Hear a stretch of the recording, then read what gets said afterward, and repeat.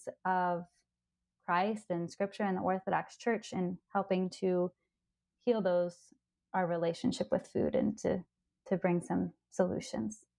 Great. It's been a joy speaking with you, Krista. Our topic today has been fasting together, keeping peace in our homes. Thanks so much for joining us today. Thank you so much. Thanks for listening to Family Matters. To learn more about the Center for Family Care, please visit family.goarch.org. That's family.goarch.org. This has been a listener-supported presentation of Ancient Faith Radio.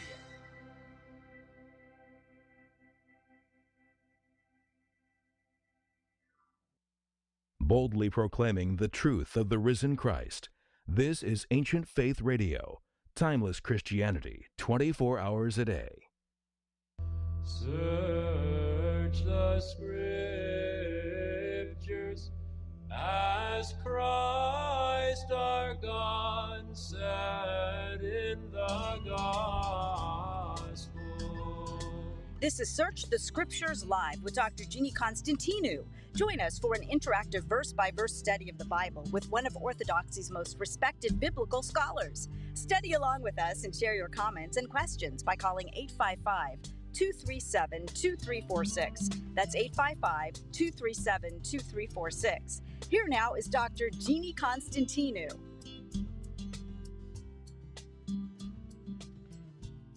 Illumine our hearts, O Master who loves mankind, with the pure light of thy divine knowledge, and open the eyes of our minds to understand thy gospel teachings. Implant in us also the fear of thy blessed commandments, that trampling down all carnal desires, we may enter upon a spiritual manner of living, both thinking and doing such things that are well-pleasing to thee. For thou art the illumination of our souls and bodies, O Christ our God, and to thee we ascribe glory, together with thy Father who is from everlasting, and thine all-holy and good and life-giving Spirit, now and ever, and unto the ages of ages. Amen. Welcome, dear brothers and sisters, to Search the Scriptures Live. I'm Dr. Jeannie Constantinou. I'm so glad you could be with us this evening, or whenever you're listening, if you're not listening live. This is Lesson 7 on the Gospel of Matthew, episode number 7, just on Matthew, episode 188 of the Search the Scriptures Live podcast. And today's date is November 28th, 2022. I just want to remind you that there's going to be a book signing. I'm going to be right here in San Diego. Some of you, I know most of you don't live in the area, but some of you do live in Southern California. I'm going to have a book signing next Sunday at St. George Serbian Orthodox Church. That's the Serbian one. There's another St. George, it's Antiochian. But I'm going to be this coming Sunday, December 4th. That's the feast day of St. Barbara on the new calendar, even though the Serbs are on the old calendar. I'm going to be there I'm going to be speaking for a brief period of time, not too long, at the church. And then I'm going to be signing some books. I will have King of Glory and also Thinking Orthodox there. So if you want to come by and just say hello, or even if you already purchased books and you just want me to sign them or just to come by and say hi, that'd be great. I'd love to meet you. So what are we talking about today? We are still in the birth narratives. I think we're going to finish today, however. We're finishing up because there's one big, big event in the infancy narratives of the Lord that we have not discussed. And of course, that's the massacre of the innocents. But before we get to that, we have to talk more about Herod the Great and this whole action that he did to try to kill the little infant baby Jesus. Let's just do a quick recap of what we discussed so far in chapter 2. Chapter 1 has the genealogy and the actual birth of Christ in Bethlehem. That's chapter 1. Chapter 2 has the visit from the Magi, and they go to Herod because they see the star and the particular combination in the sky of Saturn and Jupiter leads them to ask the question, where is he who was born King of the Jews? We have seen his star in the east and have come to worship him. And there's a very important word there, and that's that word proskino. I'm going to mention it a lot So I'm going to mention it again right here because this word is used very frequently by Matthew, very intentionally. So it's the word that we use in church when we say, "Come, let us worship and fall down before God our King" in the beginning of the Vespers, or during the Divine Liturgy when the priest comes out with the Gospels. He says, "Zefta proskynesim," and "Come, let us worship and bow down before Christ." So it's a very important word liturgically. It's a way of recognizing, it is expressing worship. Now, we also use that word. Sometimes converts have some difficulty with this because it is also the word that we use for reverencing an icon. It doesn't always mean the worship of the person, because we use the same word for reverencing an icon, perhaps of a saint, and we don't worship the saints. So don't get too hung up on that sort of thing. But this is definitely the word that is used for bowing down before God. And um, St. Matthew makes a point of saying that the three magi, or however many there were, that was another thing we discussed last week, the magi had come to worship Christ, to bow down before him, and it is a way of indicating that they recognized his divinity. And then they did not know where the baby was going to be born, and Herod said, why don't you find out where he is, and then let me know where he is, so I may come and also worship him. And that's the same word that is used as that word proskino. And in the meantime, they do find out where the baby is. He's by now in a house in Bethlehem. They offer him their gifts, but they are warned by in a dream not to return to Herod, so they don't. And that's where we sort of left off, because Herod is furious that they do not come to tell him where the child is. And by the way, there's a third time when that word is used. It says that the Magi found the infant and they offered him these three gifts: gold, frankincense, and myrrh. And they use that word proskino. They bowed down and worshiped before him, and they offered him these three gifts. So that's where we left off last time. So when they did not return to tell Herod where the child was, and remember, Herod had to consult some Jewish, sages, scribes, people who knew the scriptures, knew the prophecies well, and they told him that the Messiah was to be born in Bethlehem of Judea. So he knew, but he didn't know exactly which house, where the child would be. So now Herod has this problem of, what am I going to do about this infant? Who is he? We don't really know who he is. So this is when he decides to kill all of the babies that seem to have been born around the time that the star appeared. So let's take a look at that. I'm going to read that section for you. And verse 13. Now, when they had departed, that's the Magi, behold, an angel of the Lord appeared to Joseph in a dream and said, Rise, take the child and his mother, and flee to Egypt, and remain there till I tell you, for Herod is about to search for the child to destroy him. And he rose and took the child and his mother by night and departed to Egypt, and remained there until the death of Herod.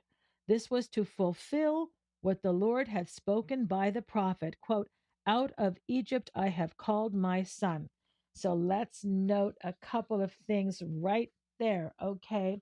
First of all, we have another dream, and this, the fact that Joseph receives these revelations through dreams reminds us of the Joseph of the Old Testament, the Joseph the comely, the one whom we remember at and on Holy Week, the Joseph of Genesis, who was also a dreamer, who also had the ability to interpret dreams. So there's kind of a connection there, and it is because of Joseph that particular Joseph in Genesis, because he achieves a very high status in Egypt, that the entire family of Jacob goes to Egypt, remember, because of the famine.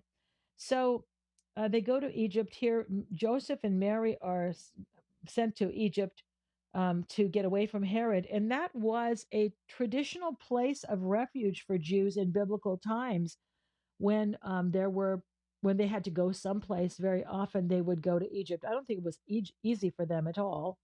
That's not why the family of Jacob and his 11 other sons go to Egypt. They go there because Joseph is there and there's a famine that was going to be lasting quite a few years. Then they end up settling there.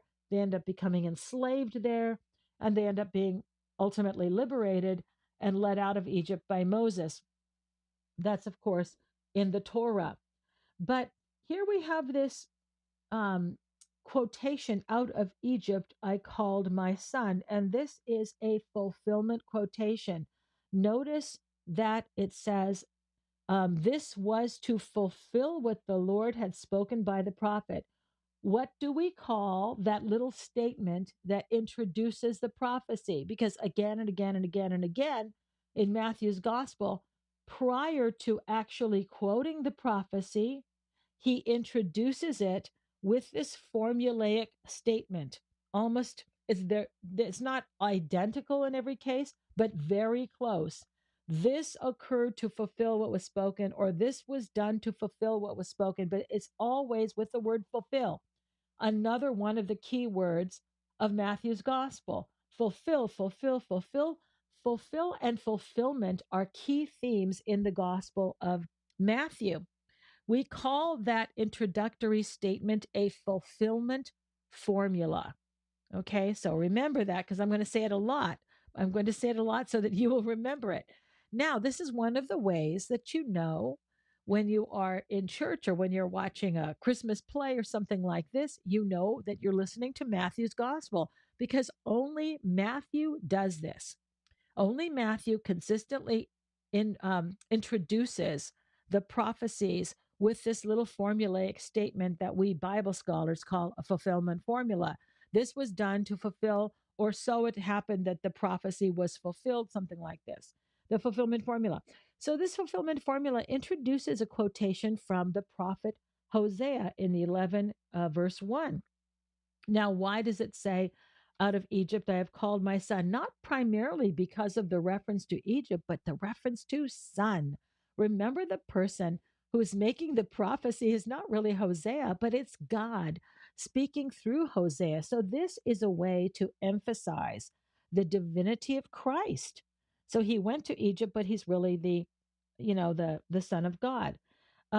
So Jesus is kind of, in a certain way, repeating the experience of Israel's Exodus.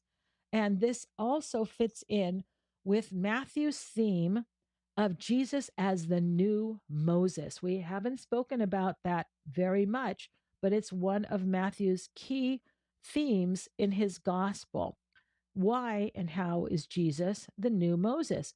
Because Moses was the great lawgiver of Israel. Moses is the one who has given the Jewish religion its shape, its form, its way of life, because it is through Moses that they received the 10 Commandments and, of course, other rules and regulations that we call the Law of Moses. Law of Moses is not the 10 Commandments, but the hundreds, and now today, thousands of rules that govern daily Jewish life. Sabbath regulations, dietary regulations, circumcision, so many different rules, laws of ritual purity. All of these things are what are called the Law of Moses. So Moses and Abraham are the two most important people in the Jewish religion. Abraham, because he's the father of the nation, and he's the one who makes the covenant with the Lord. But then Moses, because he is the one through whom the Jews receive the law, and he is the great person that they admire, and the one who they follow, and because of the laws that came through Moses. So how is Jesus the new Moses? Well, as we will see, Jesus is going to give new laws, and he's going to change how the Jewish people understand the law, those, of course, who follow him, not the ones who don't follow him. But we're going to see that later in the gospel. But we have a hint of that here because he goes to Egypt, and he's going to come out of Egypt, of course, but especially because of the slaughter of the innocents. which is what we are about to witness here in chapter 2 of Matthew's Gospel. The mass killing of these baby boys reminds us of what happened when Moses was born. Remember that? The Hebrews had been enslaved in Egypt because the population just grew and grew. There were some 80 people who moved from Canaan, that's Jacob and his 11 sons, who moved from Canaan to Egypt to be with Joseph.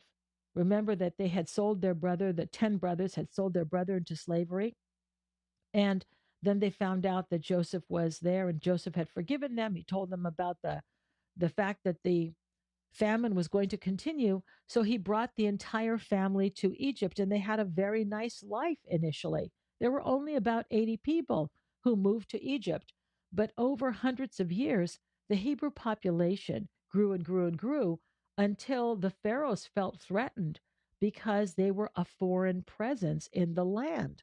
So first the pharaohs enslaved the Hebrews, and then they tried other measures to keep the population down.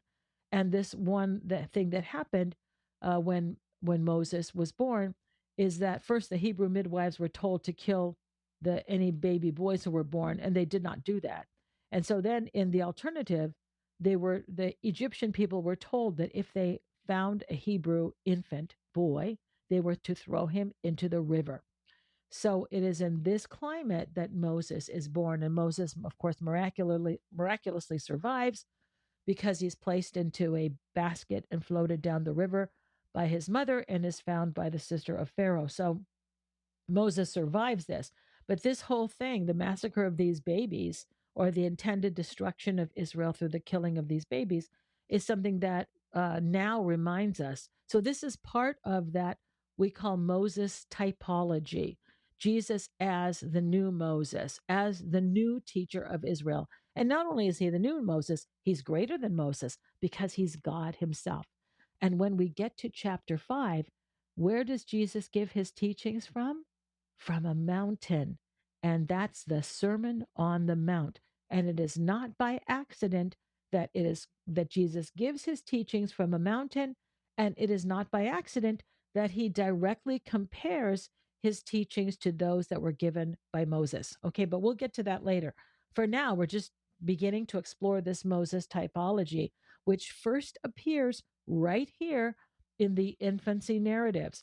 Now, for Matthew and also for Luke, we see the main themes of these gospels being introduced here in the infancy narratives. We understand what the evangelists are trying to tell us about the person of Jesus Christ just right here. We know everything we need to know about who he is from the stories that appear here in the infancy narratives. All right. So let us continue with out of Egypt I've called my son. So by the way, so the gospel doesn't tell us where they went to live when they went to Egypt, but they went there for a couple of years at least 2 years that they had to flee to Egypt, and they lived there. But the Coptic church has a lot of traditions about the locations of where Mary and Joseph lived with the infant Jesus in Egypt. And so if you ever do go to Egypt, I would encourage you to find those places, because there are churches that are built on the site. That memory of those places, was kept alive. So let us continue here with verse 16. How does Herod react when he finds out that the Magi have left and they did not tell him where the infant was? Well, Herod was furious, it tells us. And he's also very paranoid. We're going to talk more about what he did with his own family in a moment. So we're here on verse 16. Then Herod, when he saw that he had been tricked by the Magi, was in a furious rage, and he sent and killed all the male children in Bethlehem and in all that region who were 2 years old or under, according to the time which he had ascertained from the Magi. Then was fulfilled what was spoken by the prophet Jeremiah. See that? What do we call that? A fulfillment formula. And here's the prophecy. A voice was heard in Ramah, wailing and loud lamentation, Rachel weeping for her children. She refused to be consoled because they were no more. Now, let's go back and talk a little bit about Herod the Great. So he was angry because he felt that he had been made to look foolish. The word deceived, that he felt like he had been deceived by the Magi, also suggests ridicule. And of course, he was a very proud man, didn't want to be ridiculed or made to look foolish.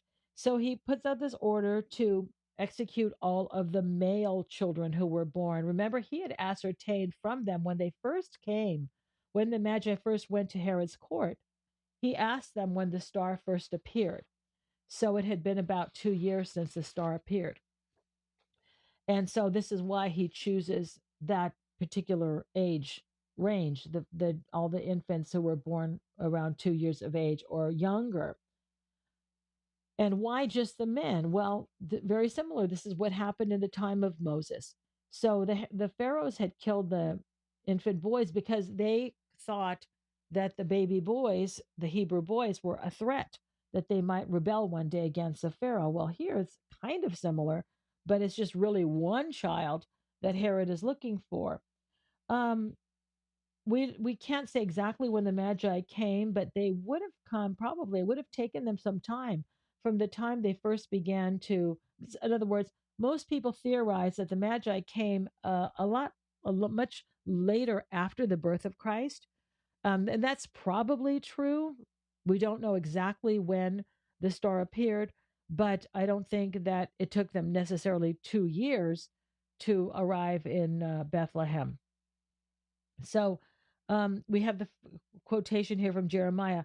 Now, the original setting of this particular prophecy was that Jeremiah is telling Rachel to stop weeping because her children were returning from exile. It's not really Rachel, the wife of Jacob here, but she is representing the mother of the Hebrew children because Bethlehem was associated with it was with Rachel. It was known then as Ephrathah. Matthew's kind of using this particular prophecy in a rather creative manner because Rachel died in Bethlehem. And she died, by the way, giving birth to Benjamin. So Benjamin was the youngest child and he never knew his mom. She died after giving birth to Benjamin. So the southern part here, the land that came to be known as Judah and then Judea, was the part of the area that was associated with the tribe of Judah and the tribe of Benjamin. So let's talk about the massacre of the innocents because this is an infamous story that has survived here in Matthew's gospel. These infants who died because Herod was looking for the Christ child are remembered by the church on December 29th. And traditionally, they're said to be 14,000 children.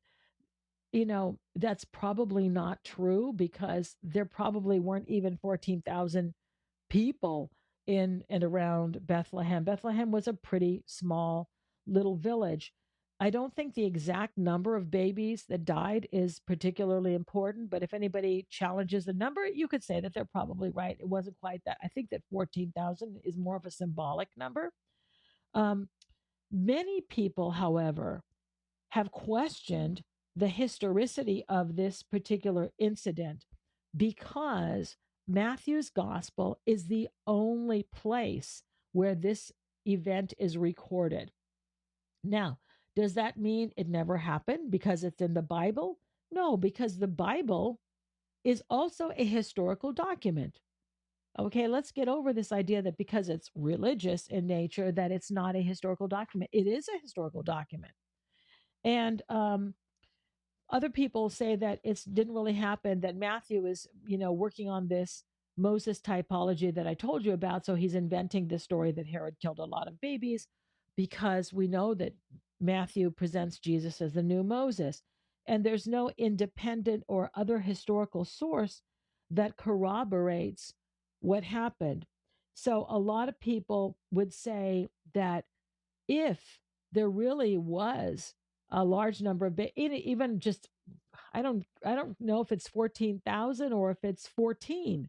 It doesn't really matter. It's still a slaughter of innocent babies, something that we would find so reprehensible. They say that, well, if this really happened, even if it was a much smaller number of children, it would have been recorded somewhere in some other history. And I'm telling you that that is not the case. It would actually be the opposite. First of all, Herod killed a lot of people. He was known for this. He would kill young, he would kill old, he would kill rich, he would kill poor. He showed no mercy to anyone. The idea that the killing of babies would be more memorable than the killing of older people or people of high position is actually false. It's a way of us showing our modern ideas. You know, whenever we shouldn't make assumptions based on what we think would have been the case long ago, because people thought very differently back then. So what do I mean by this? Today, if an infant dies, that's kind of rare. It's actually very rare for an infant to die today, at least in developed countries. I can remember in all the years that Father Costa has been a priest, I only remember one funeral of an infant, of an actual infant. I only remember one. So when an infant dies, that's something that really stands out to us, and we remember it. And I remember that, well, maybe two. Um, Another one where a mom and child both were killed.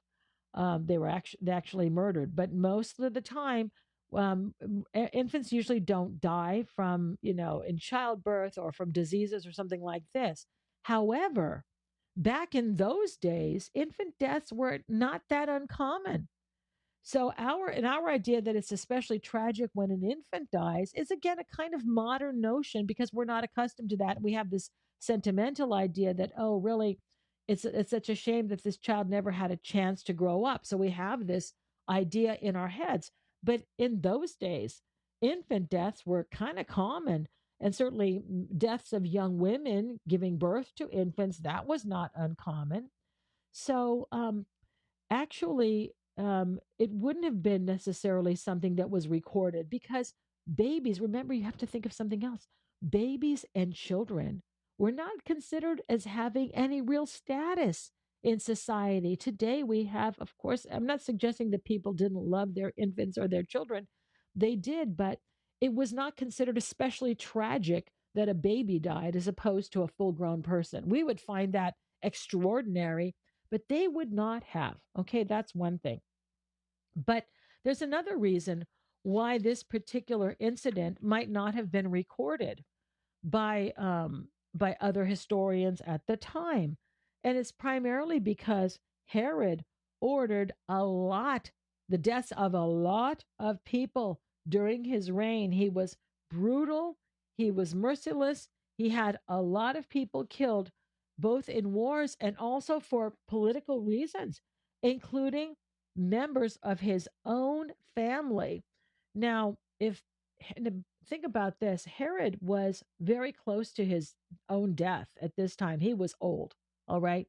So if he died in 4 BC. If Jesus was born around 6 BC, which seems the most likely, Herod was very close to his own death. He wasn't in great health. And he, rather than saying, well, I'm going to die anyhow, so I won't bother trying to track down this infant. No, he was going to hold on to power to the very last moment. And he even included in that concern, his paranoia for holding on to power, members of his own family, if he had the slightest suspicion that they sought the throne. He even killed 3 of his own sons, his wife Mariamne, which I've already told you about, but a second wife also, his brother-in-law, and many others. So let's take a break at this point, since we've reached the half-hour mark, and I will tell you some of the people that Herod killed, okay? All right, so join me after the break. Dr. Constantinou will be back in a moment, but the lines are open for your calls. The number is 855-237-2346. That's 855-AF-RADIO. New from Ancient Faith Publishing. The Crucifixion of the King of Glory, the amazing history and sublime mystery of the Passion. Written by Eugenia Scarvelis Constantinou, Ph.D. It is my wish that this book will transport you on a journey of discovery, alternating between the dramatic, the informative, the spiritual, and the inspirational. But above all, it is my sincere hope that it will open the world of Christ to you and give you a behind-the-scenes glimpse into the last week in the life of Jesus Christ, leading to a deeper appreciation of his passion that you will never forget. The Crucifixion of the King of Glory. Now available in paperback, ebook, and audiobook at store.ancientfaith.com. We are back with Search the Scriptures Live with Dr. Jeannie Constantinou. Have a question about the verses we are studying tonight? Give her a call at 855-237-2346. Here once again is Dr. Jeannie. Okay, so here are some of the people that Herod the Great put to death. And by the way, this is not a complete list. We don't know all the people that he had put to death. So why am I explaining this to you? Because people who say, well, this event never happened, the massacre of the innocents, they don't know Herod. No, he wouldn't have thought twice. He wouldn't have given a fraction of a second thought to killing some babies, all right? Even a lot of babies, because that was his nature. He killed a lot of people and he didn't care. So if he killed all these other people, believe me, he wouldn't. The idea that if this had really happened, it would have been recorded someplace else, that's not true. And by the way, who are some of the sources for information about Herod? We do have some Roman sources for information about Herod, but most of it is Flavius Josephus, the first century Jewish historian. He wrote at the end of the first century, but also Philo, who was a Jewish philosopher, kind of historian. He gives us some information, Philo of Alexandria. And Philo is like a contemporary of Jesus. So he mentions Herod too, and some other people in the first half of the first century. Philo mentions some slaughters by Herod that Josephus doesn't mention. Okay, so that doesn't mean that they didn't happen. But because it's the Bible, people question it, say, oh, this never would have happened. Or if it really happened, somebody would have written it down outside of the Bible. But I'm telling you, the Bible is a historical source. Here's another reason why we have to recognize the historicity and the accuracy of this gospel. This gospel is written in the living memory of people who knew about these things. I just want you to think about that. People don't, they treat these things as though, Matthew was writing, hundreds of years later and just kind of concocting all of this. Matthew and all of the evangelists wrote in the first century, and we call that historical witness something. It's a very important historical witness. They're called first generation sources. That means that these writings were produced by people at a time when there were people alive who remembered these things, okay? Or if they didn't remember them, they heard about them from their parents or their grandparents. So they're not likely to invent a story. Do you think that Matthew cared about his reputation? Of course. Would you try to tell a history that people who were alive at the time you're writing would know is false? Of course not. You would, first of all, we would assume that as a Christian, you would want to give a truthful history. But beyond that, you know that there are people alive who know these stories. You're more motivated to be more accurate, not less accurate. So these kind of concoctions, these theories that Bible scholars come up with and saying, oh, this never happened. Matthew just made it up because he wanted to compare Jesus to Moses. No, that's absolutely, it's the opposite. first generation sources, and we have 4 of them. We have 4 gospels that are written within the lifetimes of people who knew the Lord. Okay, they knew what happened. They are much more trustworthy, much more reliable as historical sources because there were people alive who would have said, oh, this never happened. There was never a slaughter of babies in Bethlehem. Do you think that Matthew would have made that up when there were people alive who knew what had happened in Bethlehem at the time of the Lord? Even if they weren't alive in the first century BC, at the end of the first century BC, they had parents, they had relatives. There were people in the family of Jesus, by the way, who knew what happened because Matthew has Jesus born in Bethlehem. Why? Because the family's roots are there in Bethlehem. As son of David, Joseph has his family ties, his family connections. The clan comes from that area. So you think there's nobody around who knows the story of Jesus or the family? So it's kind of ridiculous. We live in an era in which we don't really know people who even live next door to us. I don't know about where you are, where you're living, but I'm living in the suburbs of San Diego. I know my neighbors' names across the street and to the right and to the left of us, but they never come over to my house. They hardly ever do they come over. I know their names. I know a little bit about their family, but that's it. People aren't intimately involved with each other's lives to know family stories. It's not like living in a village. It's very different when you grow up in a village in Bethlehem or in Nazareth. Everybody knows everything about everybody. All right. That's what life was like in the first century. That is not like what life is like in modern America or Australia or England. People don't think you should be involved in their business. Okay. So this idea that nobody would have known is kind of silly. All right. That's based on how we live today, where we want our privacy. There's no such thing as privacy in a village. Everybody would have known what happened. So there's no way that Matthew would have invented this story. This is just what I'm trying to say. But in addition to that, this story about the massacre of the innocents is completely consistent with everything we know about Herod the Great. So now I'm going to tell you some of the people that he had put to death. Mattathias Antigonus and 45 of his men. John Hyrcanus II. So whenever you hear the word Hyrcanus, this is one of those Hasmoneans. Remember the ruling family just before Herod the Great took over, their name was Hasmonean. They were the royal family of this region. Herod put to death every Hasmonean male because he was afraid that they might, I'm talking about not just brothers and uncles, but I'm talking about second cousins, third cousins, every Hasmonean male Herod had put to death so that nobody could say that they had a claim to the throne. So High Priest Aristobulus III, I'm going to tell you more about that story in a minute. Herod had his mother-in-law put to death, Queen Alexandra. She was a Hasmonean queen.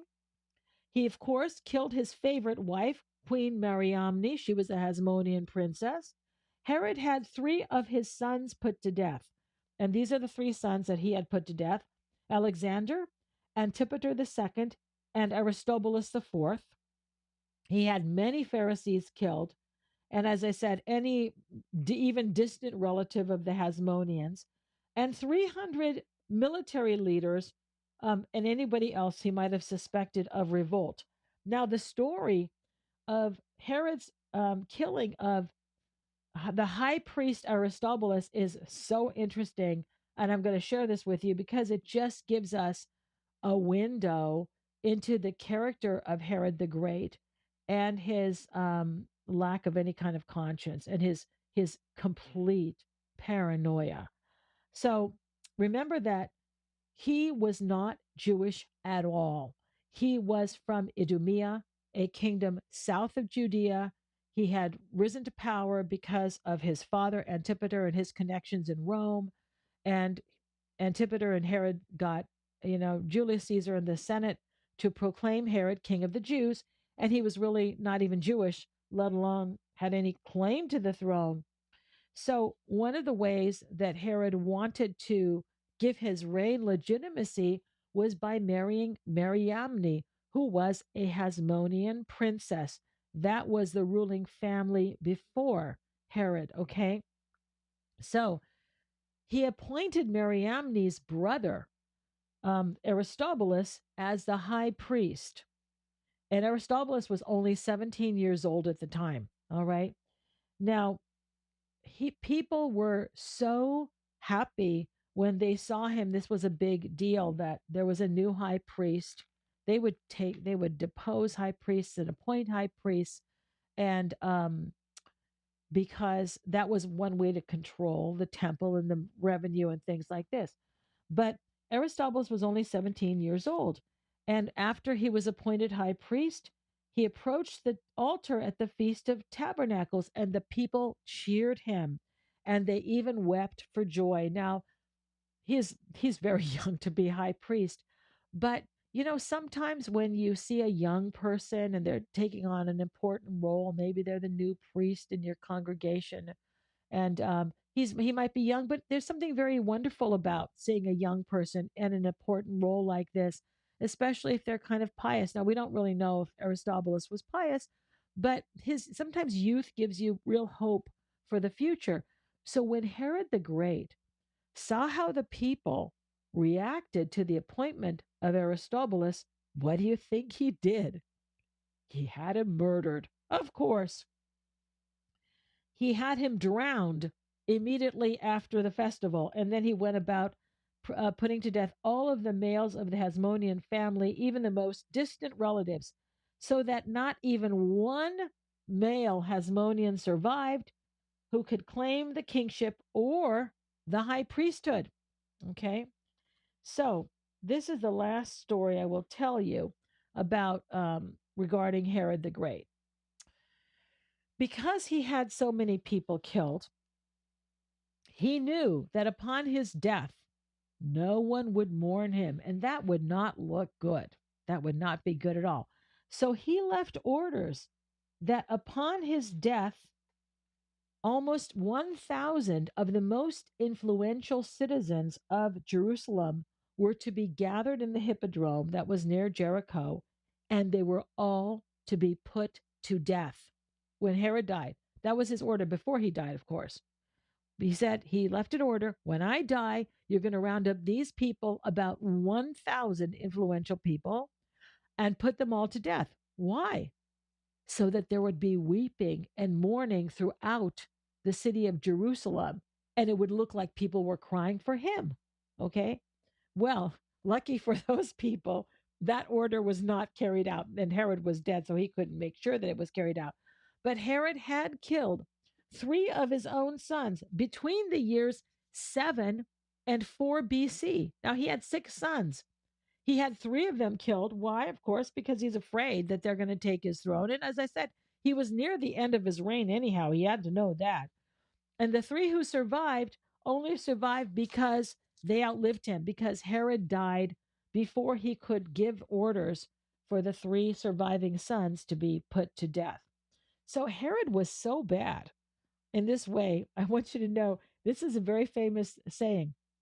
There is a Roman author who quoted Caesar Augustus saying, I would rather be Herod's pig than his son, because this kind of brutality was just not known. I mean, the Romans could be pretty brutal about putting people to death who were their relatives, but this is what Augustus said. I would rather be Herod's pig than his son.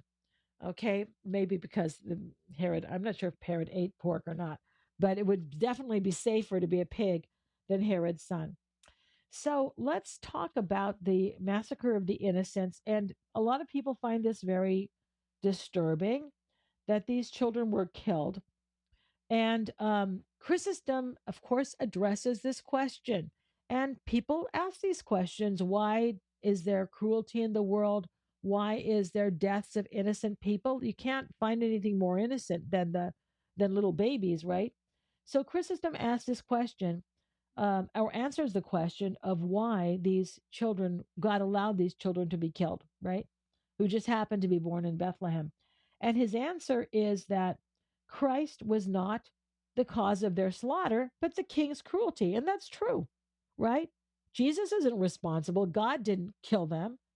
Okay, it was Herod and his cruelty that caused them to be killed. So here are the words of St. John Chrysostom. I just liked this sermon, so I'm going to share some of it with you before we get on to the end of this chapter. Why are you angry, O Herod, at being mocked by the Magi? Did you not know that the birth was divine? Did you not summon the chief priests? Did you not gather together with the scribes? Did they not, being called, bring the prophet also with them, proclaiming these things beforehand? Did you not see all the old things agreed with the new? In other words, the prophecies were being fulfilled, right? With the appearance of the star and the things like this.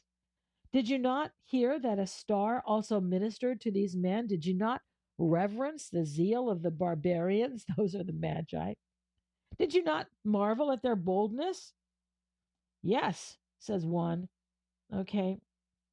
Herod, you are full well deprived of excuse, and proved him bloodthirsty.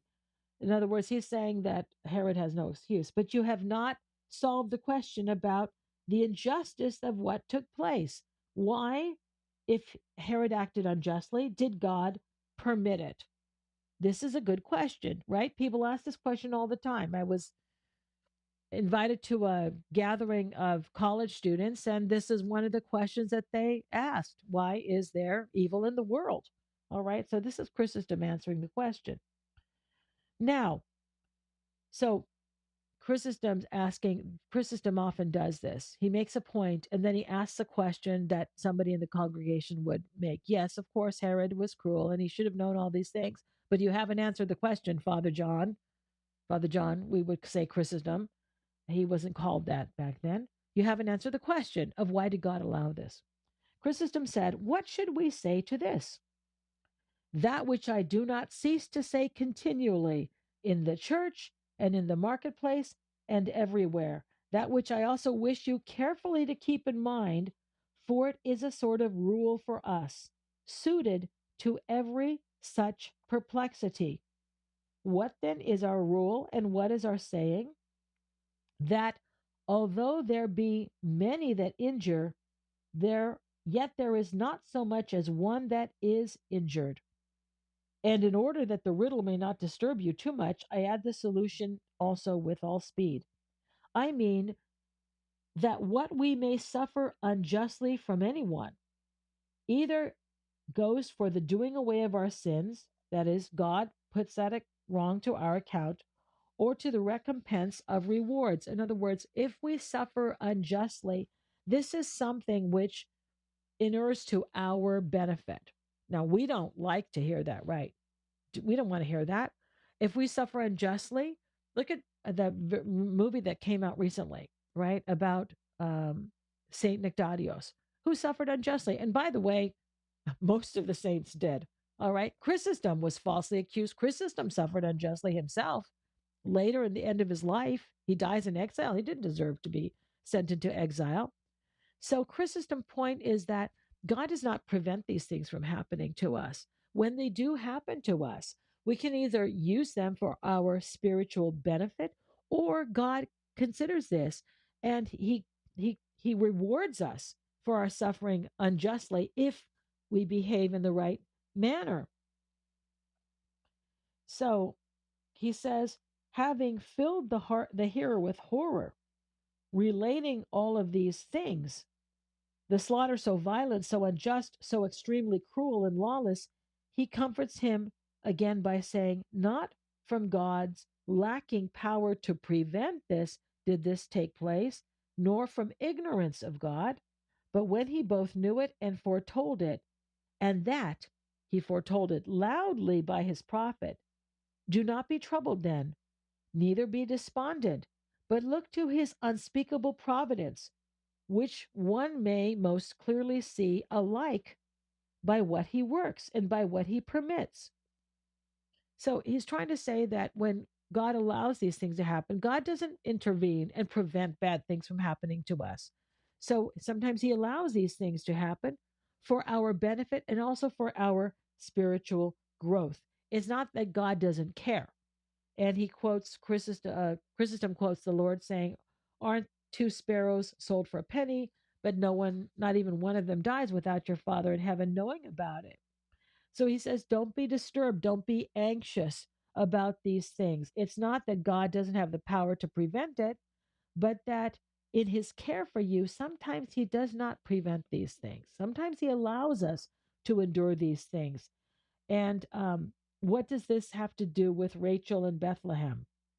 He answers this question also. The tomb is near the area where Benjamin, her infant, was born. And that's where she was buried, of course. And this naturally shows her young children. He's identifying this. Chrysostom identifies this with it, the death of the innocents, to show that the wound that befell her was not incurable and cruel. He says she would not be comforted because they were not. Here again, this is Chrysostom, we are taught this, which I mentioned before, never to be confounded when what is happening is contrary to the promise of God. Behold, for instance, when he had come for the salvation of the people, or rather for the salvation of the world, what were his beginnings? That's a very good point, isn't it? The Lord was born for the salvation of the world. How does his life begin?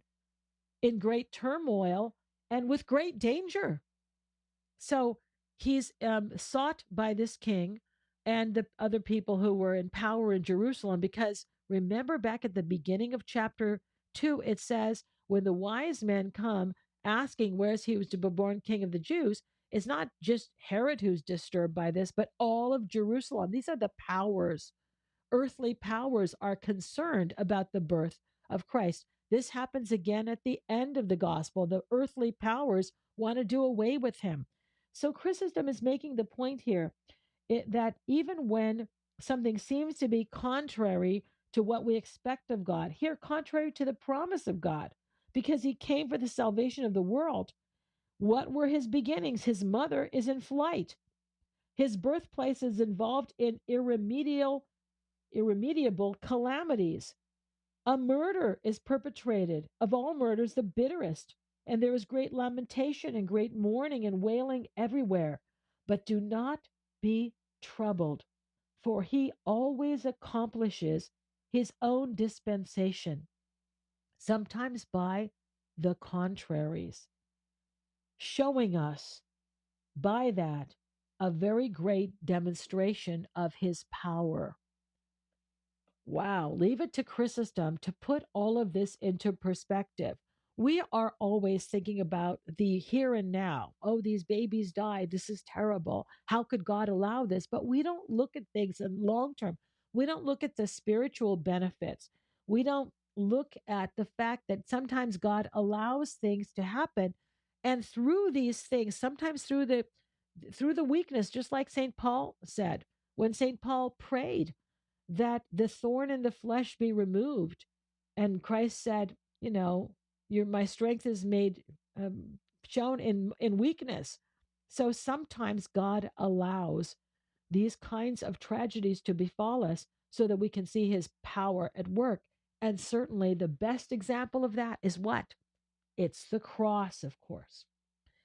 So now let's talk about what happens to the Holy Family after the flight to Egypt. So they went to Egypt for perhaps a couple of years until the death of Herod, which took place in 4 BC. So let's look at verse 19. But when Herod died, behold, an angel of the Lord appeared in a dream to Joseph in Egypt, saying, Rise, take the child and his mother, and go to the land of Israel. For those who sought the child's life are dead. Notice, it's not just Herod. He's the main instigator, of course, but those who sought the life of the child. So remember when it says all of Jerusalem, I don't think the whole city of Jerusalem, we shouldn't state that. The whole city of Jerusalem was disturbed about the birth of this baby. But there were people who had power because they ingratiated themselves to Herod the Great. and they didn't want to lose their power by some other king being born. So the ones who sought the life of the child are dead. And Joseph rose and took the child and his mother and went to the land of Israel. But when he heard that Archelaus reigned in Judea in place of his father Herod, he was afraid to go there. And being warned in a dream, here's the fourth dream, he withdrew to the district of Galilee, and he went and dwelt in a city called Nazareth, that what was spoken by the prophets might be fulfilled. What do we call that? A fulfillment formula. He shall be called a Nazarene. Well, there's a lot to talk about, even in that last paragraph that remains here in chapter 2. Let's start with the person of Archelaus.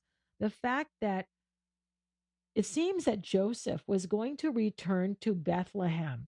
We haven't really talked too much about Joseph's relationship to Bethlehem because Matthew does not tell us how it was that Jesus came to be born in Bethlehem at all. We kind of know the story because of Luke's gospel, right? We know about the census. But in Luke's gospel, Mary is in Nazareth. And I think we can presume that that Joseph was also, if they were betrothed, Joseph was also living in Nazareth. But it's Luke's gospel that tells us that because of the census, they traveled to Bethlehem. And the census means that Joseph probably had ancestral land there. This was his ancestral home. The home was the place where the tribe was from. And this was his ancestral home. The city of David was Bethlehem because that was the town where David was born and grew up. So he went there to probably to register for the census and also to make sure that whatever lands belonged to the family, belonged to the tribe, he was also registered as owning the land there. And it's very likely, or it seems that what Matthew is telling us, that he was going to go back to Bethlehem and perhaps live there for a while. They did not seem to originally intend to return to Nazareth. We don't know why. Is it possible that they wanted to be closer to Jerusalem? Bethlehem's just a couple of miles outside of Jerusalem, whereas Nazareth is 3 days' walk, many miles away from Jerusalem. Did they want to be closer to the city so that they could attend the temple? They knew who the child was. The child was the Messiah and the Son of God. And perhaps Mary and Joseph intended to stay back, to return to Bethlehem and to live there so that they could more frequently attend the temple and raise Jesus in the way that they assumed that he would need to be raised. That's possible. But in the end, they returned to Nazareth. So Luke is the one who tells us why Jesus was born in Bethlehem, not the prophecy. We learn about that from Matthew.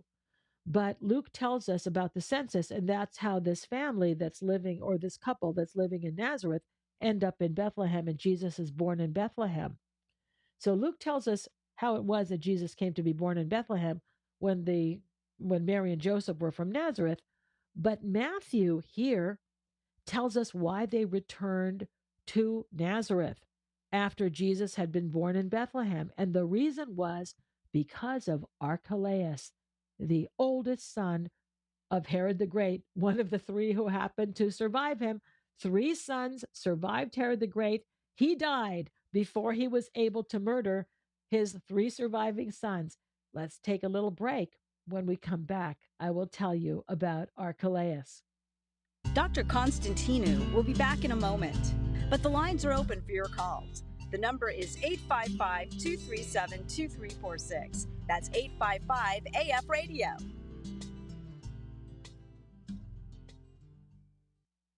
So here's a question for you. What does it mean to think Orthodox? What are the unspoken and unexplored premises and presumptions underlying what Christians believe? Orthodox Christianity is based on preserving the mind of the early church, its phronima. Dr. Jeannie Constantinou brings her more than 40 years' experience as a professor, Bible teacher, and speaker to bear in explaining what the Orthodox phronema is, how it can be acquired, and how that phronema is expressed in true Orthodox theology, as practiced by those who are properly qualified by both training and a deep relationship with Christ.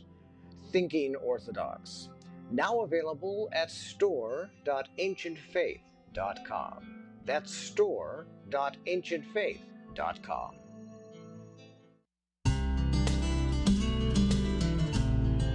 We are back with Search the Scriptures Live with Dr. Jeannie Constantinou. Have a question about the verses we are studying tonight? Give her a call at 855-237-2346. Here once again is Dr. Jeannie. Okay, so let's talk about Archelaus. He is mentioned only here in the New Testament, and that's because he had a rather short reign. And what does it tell us here? It tells us that when Joseph found out that Archelaus was ruling in Judea, he did not want to stay there, and for very good reason. It's hard to imagine someone worse than Herod the Great, but Archelaus was actually worse than his father. We could say he took lessons from the master. Herod was brutal, cruel, killed so many people, Herod the Great. Archelaus was the one who learned best from his father, and he was worse than his father, much worse. So let's just talk about what happened with the death of Herod the Great. When Herod the Great died, it seems that he was constantly changing his will, and it seems that his will had not been approved at the time of his death. This is one of the theories because two of the sons, there were three surviving sons: Archelaus, he was the oldest, Antipas, and Philip. There were three surviving sons, and two of them, Archelaus and Antipas, both went to Rome to consult with Augustus Caesar, each of them hoping to become named King of the Jews to replace their father. None of them got that title. Well, here's what happened. First of all, let's talk about how the land was divided. I think it's important for you to know this because we hear about these different rulers, and it's kind of confusing when we're reading the Bible. We don't understand who these people are and why there are these overlapping jurisdictions. There are Roman governors, and then you've got the Decapolis, they have these pagan areas, and you've got kings in other areas. So let's just talk about this for a moment. So if you can picture the modern state of Israel, where it is located in the Mediterranean Sea, it's just a narrow strip of land. It's not very big at all. It's about 100 miles at the most from the top to the bottom, and about 20 miles wide from the sea to the mountains, to the Jordan River. So this is a very small area of real estate. It's actually about the size of the area between Los Angeles and San Diego, where I live, okay? So on the west side, to the west, is the sea, the Mediterranean Sea. And then another natural barrier is formed by the three bodies of water that sort of frame modern Israel. And also the geography, of course, hasn't changed since the time of Christ. In the north, you have a large freshwater lake called the Sea of Galilee.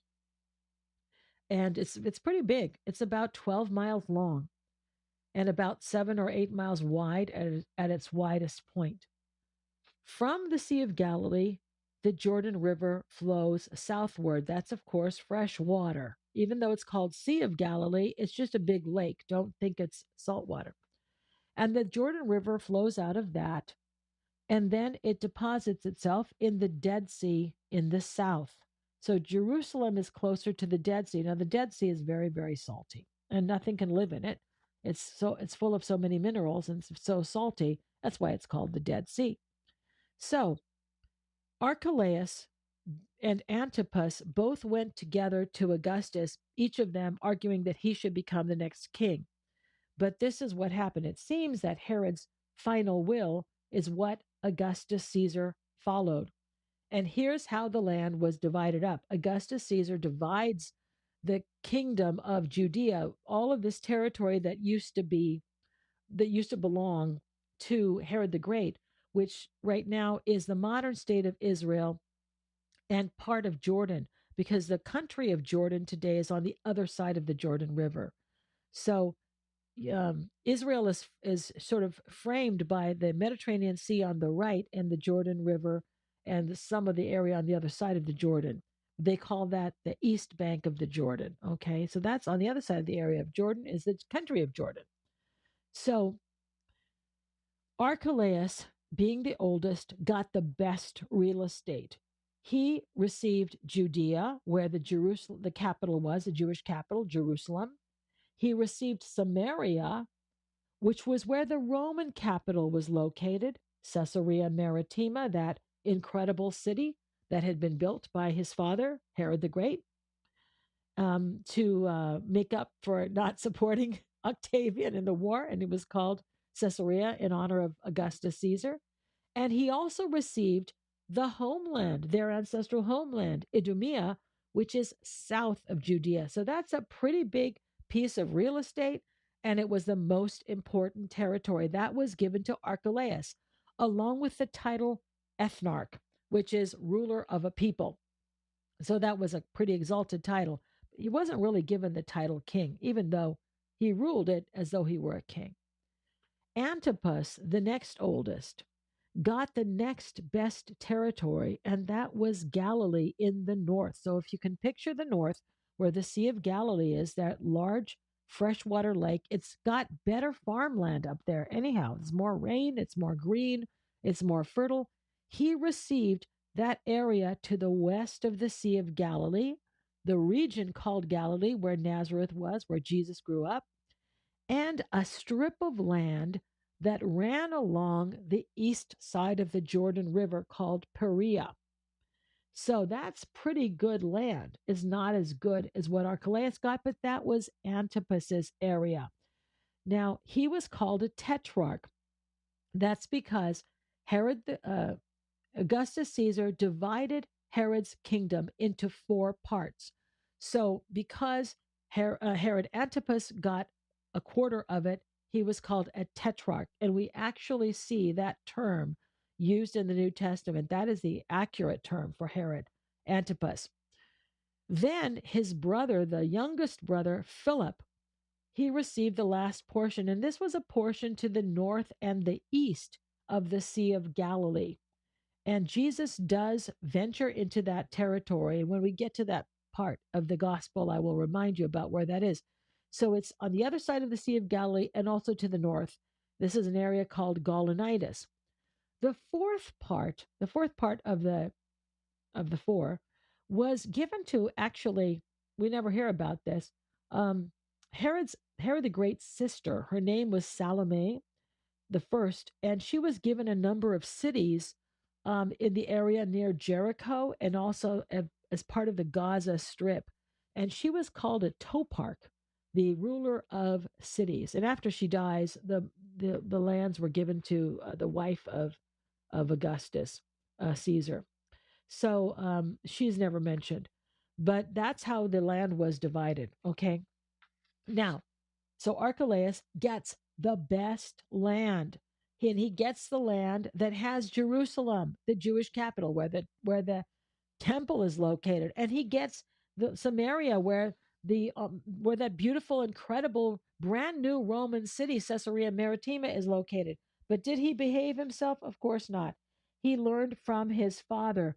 So what happened to Archelaus? Archelaus turned out to be so murderous, so evil, that he only lasted for 10 years. He only ruled from 4 BC, from the death of his father. Now, I don't think it started immediately because he had to go get the right to rule from Augustus, until 6, when he was removed by Augustus Caesar. He had killed a lot of people. He replaced a number of high priests. He didn't kill the high priest, but he kept changing high priests. He took water and he built an extravagant palace, took some water, diverted water to this new palace. But there was an angry crowd of Pharisees that were protesting something during Passover, and he executed 3,000 of them during Passover. That's pretty outrageous. But a delegation of Jews and Samaritans together traveled all the way to Rome to beg Augustus Caesar to remove Archelaus. Archelaus was a disaster as a ruler. I mean, think about the Samaritans and the Jews. They didn't like each other. They didn't agree about anything, but they agreed about Archelaus. He was so bad, they actually traveled to Rome to ask Augustus Caesar to remove him from power. And to his credit, Augustus Caesar did that. And Archelaus was banished to Gaul in the year 6 AD. Now, of course, Antipas. Now, Antipas was the ruler in Galilee. He's the one who beheaded John, the forerunner. He was the king who was ruling from the death of Herod the Great, his father, until after the death of Jesus around the year 37. He's the Herod that the Gospels refer to, that is the one who arrests John, the forerunner. He's the one that Jesus is brought before his crucifixion. That's the Herod. Remember, after his death, the name Herod becomes a title. So they say Herod, and they call him a king, but really it's Herod Antipas, and he is a tetrarch. So he hoped that maybe he would get that territory that he had asked Caesar Augustus for, but the Romans decided not to give it to any one of the Herods, and instead to rule it directly themselves. So this is when Judea becomes a Roman province, and they start assigning Roman governors to the region. This is why you have a kind of patchwork of jurisdictions. When you're reading the Gospels, sometimes there are Roman governors and sometimes there are Herodian kings. Okay, that's why. Because it depends upon where you are located in that region. You might be under one of the Herods, or maybe even under Salome, the sister of Herod the Great, or you might be in a territory that's being ruled directly by Rome through Roman governors. Okay, so that's what happened. But you see, Joseph realized it was very, very dangerous to stay in Judea because of how murderous Herod Archelaus was. So instead, he goes to Nazareth, which was a very small, kind of insignificant little village. And it was so insignificant. It's never mentioned in any of the scriptures. And this is why later we see when Nathanael is called, they say to him, "We found Jesus of Nazareth." He says, "Can anything good come out of Nazareth?" Because it's just this tiny little village. Okay, now here Matthew also ends by saying he will be called a Nazarene, and makes this talks about this as a prophecy being fulfilled, so that what was spoken by the prophets might be fulfilled. He will be called a Nazarene. Now, just besides the fact that that was a fulfillment formula, and Matthew seems to be quoting a prophecy here, there have been a number of people who have pointed out that there is no such prophecy, that nowhere in the Old Testament does it say he will be called a Nazarene. And so this raises a question. Did Matthew not know the scriptures? Why would Matthew quote something that wasn't in the scriptures? Does that even make sense? Well, I think that this is a misunderstanding. He's not really referring to the fact that he's going to come from Nazareth, but Nazareth sounds a lot like the word Nazir, which is a term for a person devoted to God, or a Neser, meaning branch. I think that both are involved here. Remember, the term branch is one of the titles that is used to indicate the future Messiah. He will be called branch. There are a couple of prophecies that talk about the Messiah being called branch. And from this, we get the idea that he's sprung from the root of Jesse and he's the branch, etc. All right. So let us see what Chrysostom tells us, because he has some beautiful things to say. We're going to close with St. John Chrysostom. Some beautiful things to say about what we can learn from this gospel passage. Therefore, you likewise should leave the Jewish people, the troubled city, the bloodthirsty tyrant. He's talking about the flight to Egypt. I'm sorry. You too. He's making this symbolic thing to sort of inspire us. How can we understand these things in a symbolic manner. How should we flee from the world? And he's comparing the flight to Egypt, of the flight from the danger that Herod posed, how we should think about how we ought to also flee from things that are dangerous to us. You therefore likewise leave the Jewish people, the troubled city, the bloodthirsty tyrant, the pomp of the world, and hasten to Bethlehem, where is the house of spiritual bread. Now, the word Bethlehem means house of bread. I'm sorry. I think I misrepresented this. He's reminding us how we should hasten to Bethlehem, not how we should flee. He's comparing how we should be behaving to the Magi, how the Magi behaved. I'm sorry about that. Otherwise, this makes no sense. Hasten to Bethlehem. Where is the house of spiritual bread? Of course, who's the bread? The real bread, the bread of life, is Jesus Christ. He's born in Bethlehem, which is called house of bread. That's what the word Bethlehem means. For though you be a shepherd, come forth, and you will behold the young child in an inn. Though you be a king, and approach not here, your purple robe will not profit you. Though you be one of the Magi, this will be no hindrance to you. Only let your coming be to honor and to adore, not to spurn the Son of God, but do this with trembling and joy, for it is possible for both of these to occur at once. Take heed that you not be like Herod, and say that I may come to worship him, and when you are come, be minded to slay him. For him they resemble, who partake of the mysteries unworthily, it being said that such a one should be guilty of the body and blood of the Lord. Yes, for they have in themselves the tyrant who is grieved at Christ's kingdom. For him that is more wicked than Herod of old, even Mammon. So, in other words, he's saying when we come to Holy Communion and we partake unworthily, we're like Herod, who's slaying the child, okay? He would desire to have dominion and sends them that are his own to worship in appearance, but slaying while they worship. So he's, of course, comparing this to the devil. Let us fear then, lest at any time we have the appearance of suppliants and worshipers, we should show in our deeds forth the contrary. Let us cast everything out of our hands when we are to worship, though it be gold that we have, let us offer it to him and not bury it. For if those barbarians then offered it for honor, he means the Magi who brought the gold to the Lord, what will become of you for not giving even to the person who has need?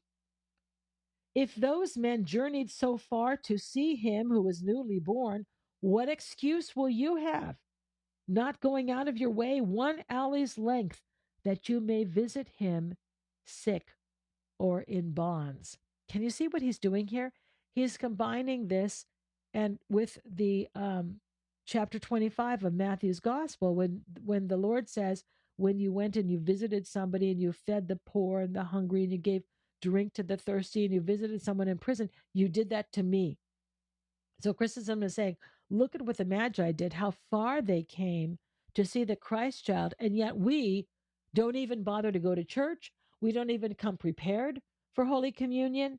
We don't offer our gold, our money, our treasure to the poor. We won't even go to visit somebody who is sick and in bonds. And Chrysostom is reminding us that those people are Christ. When we do it for somebody else, we do it for Christ. Yet when they are sick or in prison, even our enemies have our pity. But yours is denied even to your benefactor and your Lord. And they offered gold. You hardly even give bread.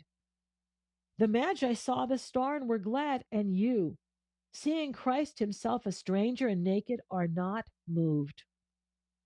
This is a good homily to read now at Christmas time. It was now the end of November. as we approach the Christmas season. This is a time when we receive a lot of requests for alms to benefit various charities. This is a time when we tend to think more about this. We should be thinking about this all the time, but look at how Chrysostom reminds us of the needs that people have, and they don't just have needs during Christmas and Thanksgiving, but all year round we have this need. And when we say no, we're saying no to Christ. That's what Chrysostom is saying. For which of you, for Christ's sake, has made such a long pilgrimage? You that have received countless benefits, how many of you are like these barbarians? He means the Magi, or rather, these wisest of wise philosophers. And why do I say so long a journey? No. Listen to this. Many of our women are so delicate that they do not even go as much as crossing the street to behold him in the spiritual manger, unless they have mules to draw them. So he's speaking here about the wealthy people. The wealthy women of Antioch wouldn't even cross the street unless they were carried by somebody, unless they rode a mule. In other words, they were so spoiled. Others, being able to walk, yet prefer to their attendance here, the church, to some crowd of worldly business, some to the theaters. Whereas the barbarians accomplished so great a journey for his sake before even seeing him. And you, not even after you have seen him, emulate them, but you forsake him after seeing him, and you run to the stage. For I touch again on the same subjects as I did of late. And seeing Christ lying in the manger, you leave him, that you may see the women on the stage. This is a common theme of St. John Chrysostom, that he criticizes the people who don't come to church and instead they go to the hippodrome to see the races, or they don't come to church, or maybe they do come to church, but then they leave the church to go to see immoral plays and other kinds of worldly entertainment that is harmful to the soul. So here again, we're doing the same thing, aren't we?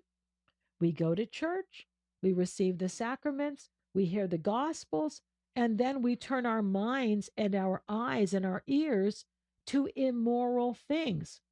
We abandon Christ. Effectively, that's what Chrysostom is saying. And if they were doing that back then by just going to the theater, and we're not talking about Shakespeare here, we're talking about pagan plays, and there was immorality, but nothing compared to what we see on the television today.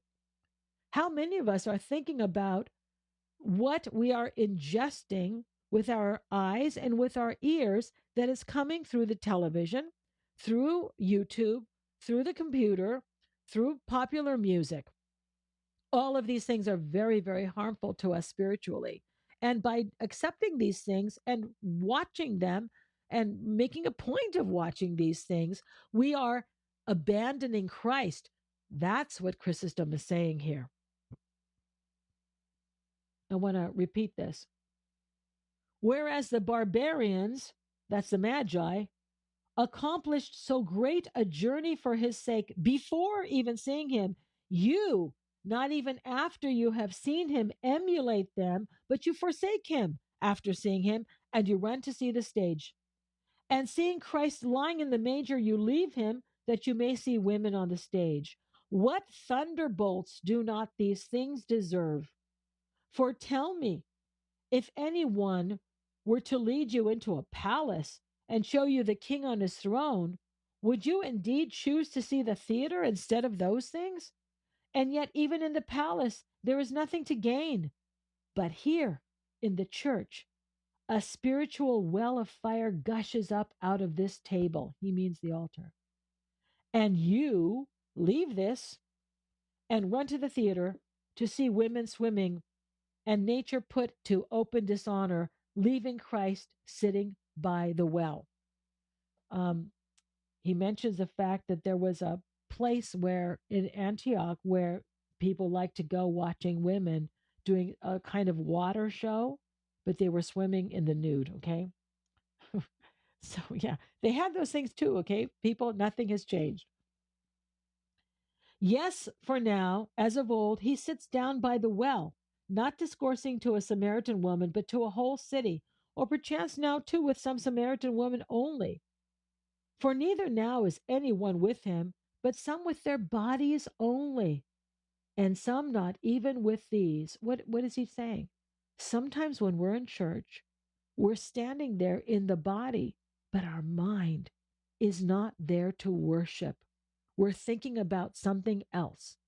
So Chrysostom is reminding us that when we come to church, we don't pollute the mind, the soul, by afterwards going and pursuing worldly entertainments, especially things that are immoral, that cause our mind to be polluted, to be drawn away from Christ. We're leaving Christ, we're abandoning Christ.